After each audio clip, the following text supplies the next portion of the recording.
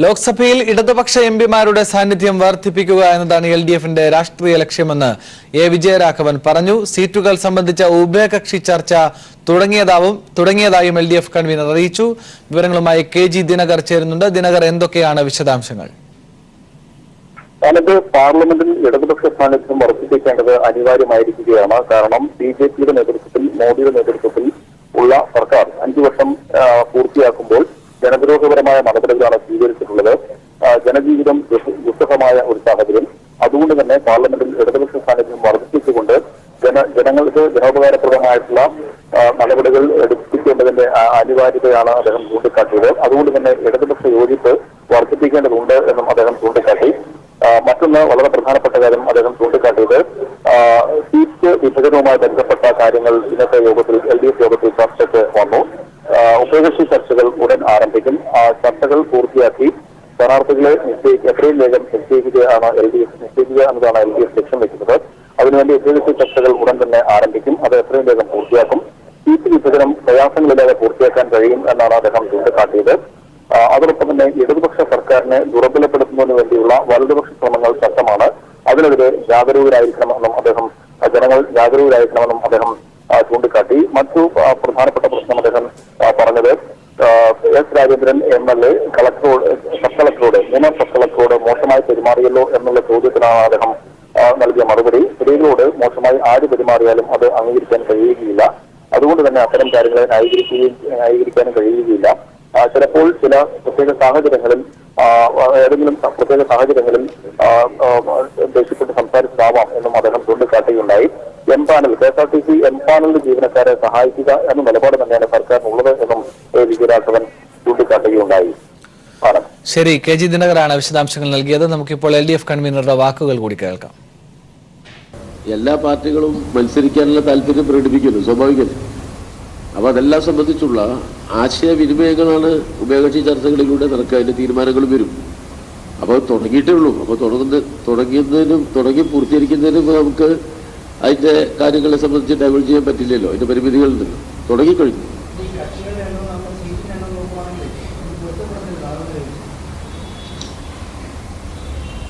അല്ല,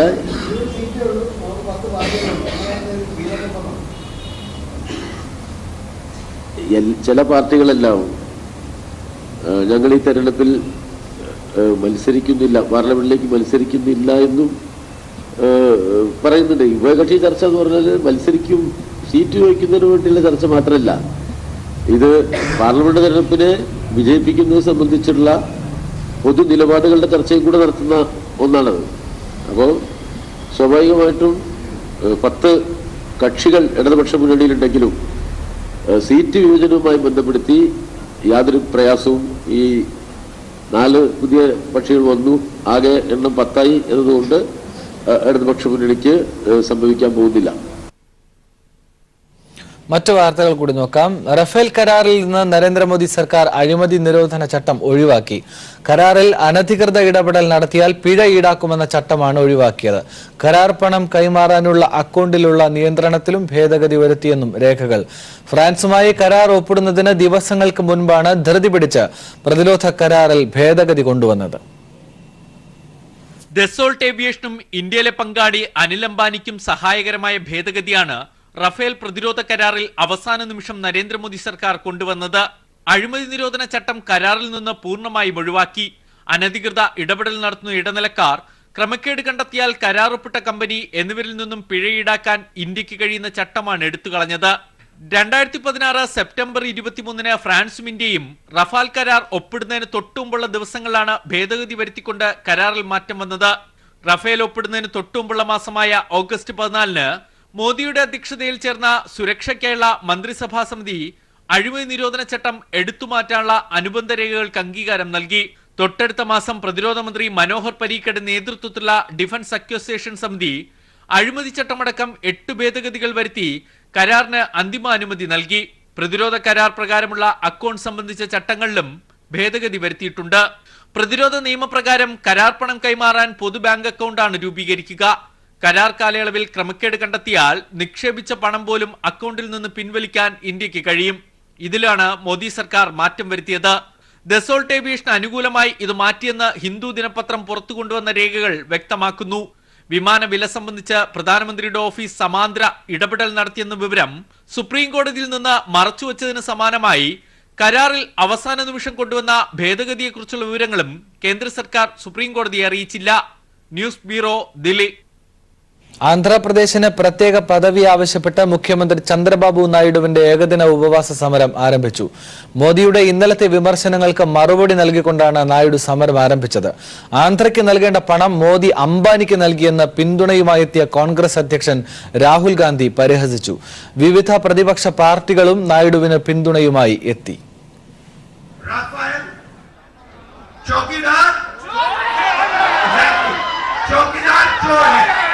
The Prime Minister has stolen from the people of Andhra Pradesh, and he has given that money to Anil Ambani. That is the fact of the matter. I want to let you know that we are all standing together. We are going to defeat the BJP, Mr. Narendra Modi. Sarath ചേരുന്നുണ്ട്. ശരത്തെ, ഉപവാസം എങ്ങനെയാണ് തുടരുന്നത്? എന്തൊക്കെയാണ് അവിടുത്തെ വിശദാംശങ്ങൾ? ആനന്ദ്, ചന്ദ്രബാബു നായിഡുവിന്റെ സമരം ഇപ്പോഴും തുടരുകയാണ്. രാവിലെ 8 മണിയോടുകൂടിയായിരുന്നു സമരം ആരംഭിച്ചിട്ടുണ്ടായിരുന്നത്.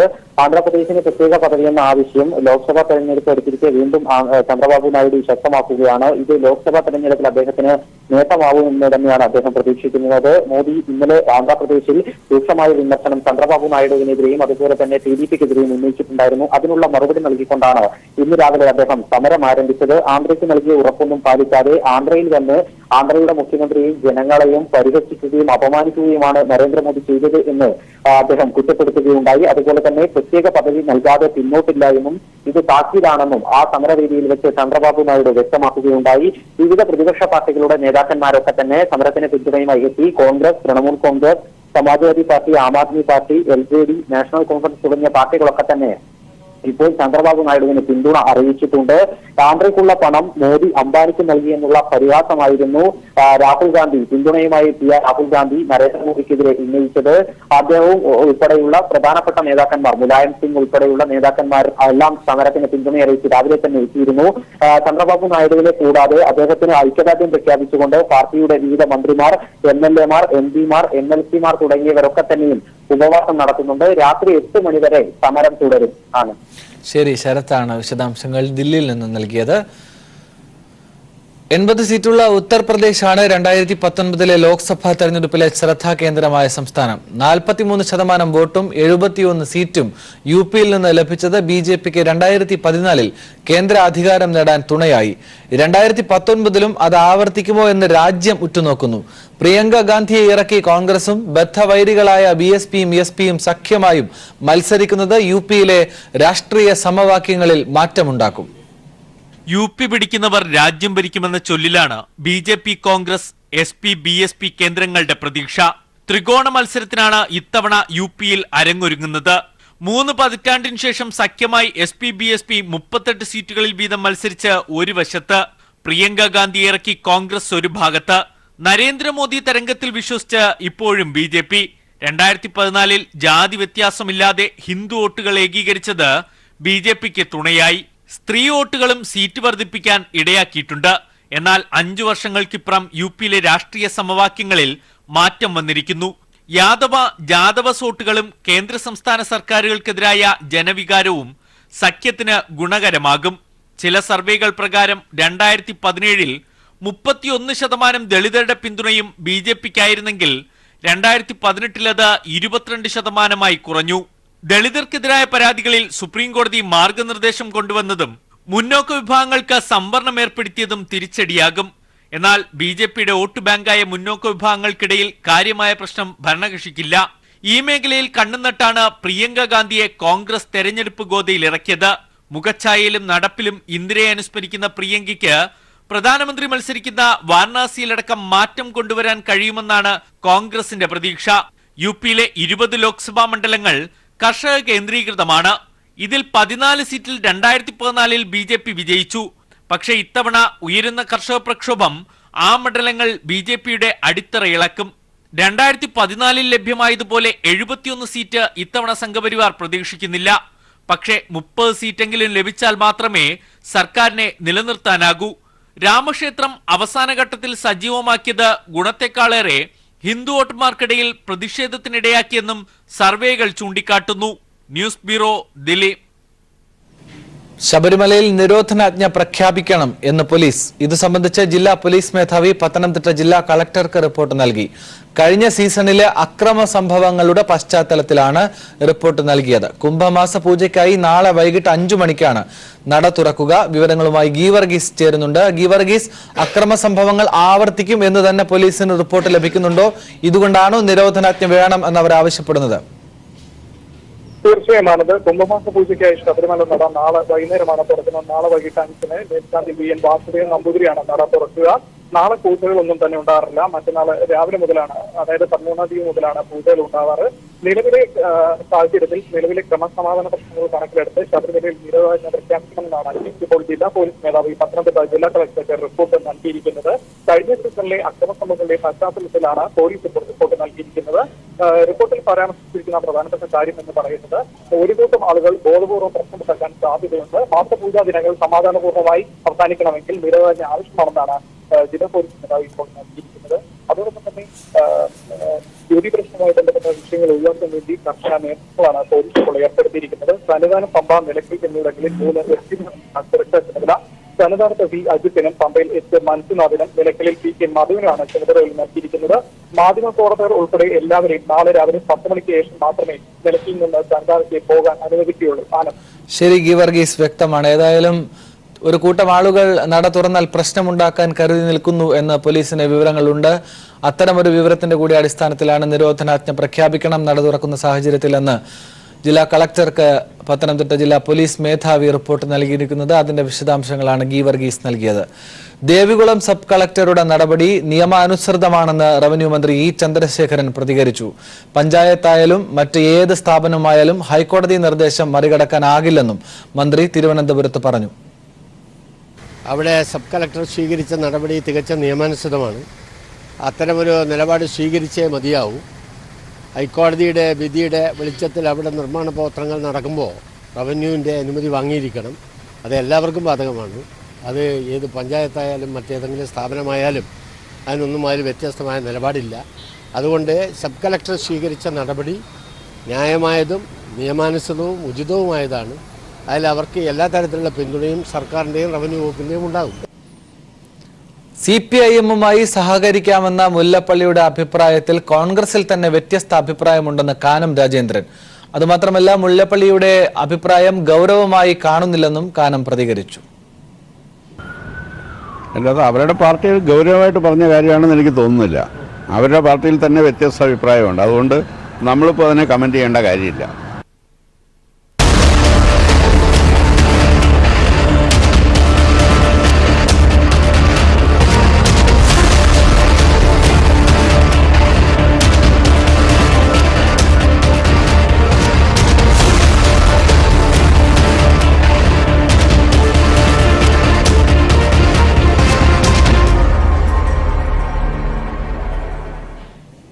കേരളത്തിലെ പാർലമെന്റ് മണ്ഡലങ്ങളിൽ ആലത്തൂരിനോളം ഇടതുപക്ഷം വിശ്വാസമർപ്പിക്കുന്ന മറ്റൊരു മണ്ഡലമുണ്ടാവില്ല. രാഷ്ട്രീയ സാഹചര്യവും മണ്ഡലാതിർത്തിയും മാറി മറിഞ്ഞപ്പോഴും കഴിഞ്ഞ 25 വർഷമായി പഴയ ഒറ്റപ്പാലവും ഇപ്പോഴത്തെ ആലത്തൂരും ഇടതുപക്ഷത്തെ കൈവിട്ടിട്ടില്ല.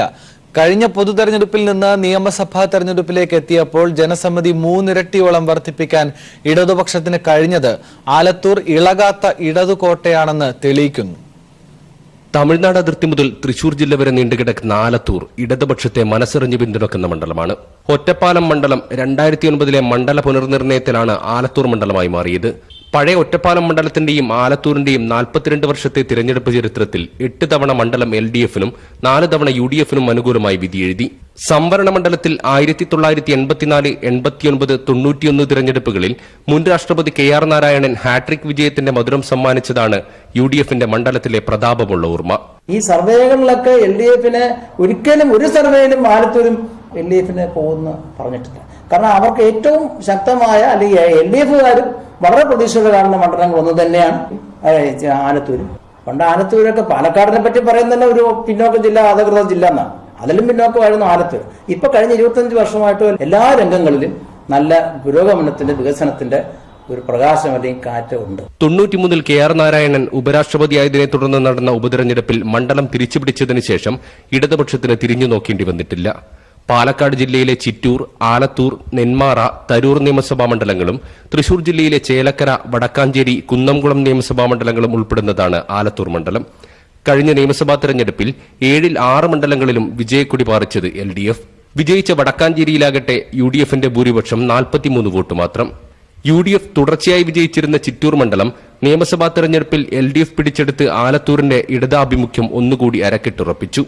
നിയമസഭാ തെരഞ്ഞെടുപ്പെത്തിയപ്പോൾ ഭൂരിപക്ഷം 3 ഇരട്ടിക്കടുത്തെത്തിച്ച് 91,846 വോട്ടാക്കി മാറ്റി. LDF മന്ത്രിസഭയിലെ 3 മന്ത്രിമാർ ആലത്തൂരിൽ നിന്നാണെന്നതും മണ്ഡലത്തെ ശ്രദ്ധാകേന്ദ്രമാക്കി മാറ്റുന്നു. തരൂരിൽ നിന്ന് വിജയിച്ച AK ബാലനും കുന്നംകുളത്ത് നിന്നുള്ള AC മൊയ്തീനും ചിറ്റൂരിൽ നിന്നുള്ള K കൃഷ്ണൻകുട്ടിയും മന്ത്രിസഭയിലുള്ളത് കൂടുതൽ നേട്ടമാകുമെന്നാണ് ഇടതുപക്ഷത്തിന്റെ പ്രതീക്ഷ. കാർഷിക മേഖലയായ ആലത്തൂരിൽ കൃഷിക്കാർക്കും സാധാരണക്കാർക്കുമിടയിലുള്ള സ്വാധീനമാണ് LDFന്റെ കരുത്ത്. കോൺഗ്രസും CPIM-ഉം നേർക്കുനേർ മത്സരിക്കുന്ന മണ്ഡലമാണിത്. കേന്ദ്രത്തിലും സംസ്ഥാനത്തും ഭരണമില്ലാത്ത UDFന് മണ്ഡലത്തിൽ ശക്തമായ മത്സരം കാഴ്ചവെക്കേണ്ടത് അനിവാര്യമാണ്. കാൽനൂറ്റാണ്ടുകാലത്തെ തുടർച്ചയായ വിജയം നൽകുന്ന ആത്മവിശ്വാസമാണ് ആലത്തൂരിൽ LDFന്റെ കൈമുതൽ. ശക്തമായ ഇടതുകോട്ടയിൽ വെല്ലുവിളി ഉയർത്താൻ UDFന് കഴിയുമോ എന്നാണ് കണ്ടറിയേണ്ടത്. ക്യാമറാമാൻ മഹേഷ് പാലക്കാടിനോടൊപ്പം സിജു കണ്ണൻ. ചേർത്തല പള്ളിപ്പുറത്തിന് സമീപം രാത്രിയിൽ വീടിനു നേരെ ബോംബാക്രമണമുണ്ടായി. ബോംബാക്രമണത്തിൽ വീടിന് മുന്നിൽ പാർക്ക് ചെയ്തിരുന്ന വാഹനങ്ങൾ കത്തിനശിച്ചു.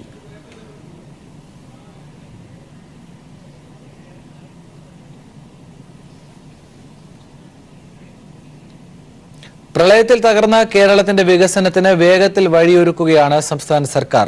വെള്ളം വന്ന് ഇരുഭാഗങ്ങളും തകർന്ന മലപ്പുറം വണ്ടൂരുള്ള ഒരു റോഡ് പുതുക്കി പണിതിരിക്കുന്ന ദൃശ്യങ്ങൾ പങ്കുവച്ചിരിക്കുകയാണ് മുഖ്യമന്ത്രി പിണറായി വിജയൻ. പ്രളയം തകർത്ത റോഡും പുതുക്കി പണിത റോഡിന്റെ വീഡിയോയുമാണ് മുഖ്യമന്ത്രി പോസ്റ്റ് ചെയ്തത്. മഹാപ്രളയത്തിന്റെ നടുക്കം ഇന്നും മലയാളികൾ മറന്നിട്ടില്ല. നിർത്താതെ പെയ്ത മഴ മൂലം വെള്ളം കുത്തിയൊലിച്ചു വന്നപ്പോൾ തകർന്നത് കേരളം കാലങ്ങളായി കെട്ടിയുയർത്തിയ സ്വപ്നങ്ങളാണ്. എന്നാൽ പ്രളയത്തിൽ തകർന്ന കേരളത്തെ വേഗത്തിൽ വികസനത്തിന് വഴിയൊരുക്കുകയാണ് സംസ്ഥാന സർക്കാർ. പ്രളയകാലത്ത് തകർന്ന റോഡുകളുടെയും പാലത്തിന്റെയും പുനർനിർമ്മാണ പ്രവർത്തനങ്ങൾ സംസ്ഥാനത്തെമ്പാടും ദ്രുതഗതിയിൽ പുരോഗമിക്കുകയാണ്. പൊതുമരാമത്ത് വകുപ്പും തദ്ദേശ സ്വയംഭരണ വകുപ്പും ചേർന്നാണ് റോഡ് നിർമ്മാണ പ്രവർത്തനങ്ങൾ നടത്തുന്നത്. പ്രളയം മൂലം ഇരുഭാഗങ്ങളും തകർന്ന മലപ്പുറം വണ്ടൂരുള്ള റോഡ് പുതുക്കി പണിതിരിക്കുന്ന ദൃശ്യങ്ങൾ പങ്കുവച്ചിരിക്കുകയാണ് മുഖ്യമന്ത്രി പിണറായി വിജയൻ.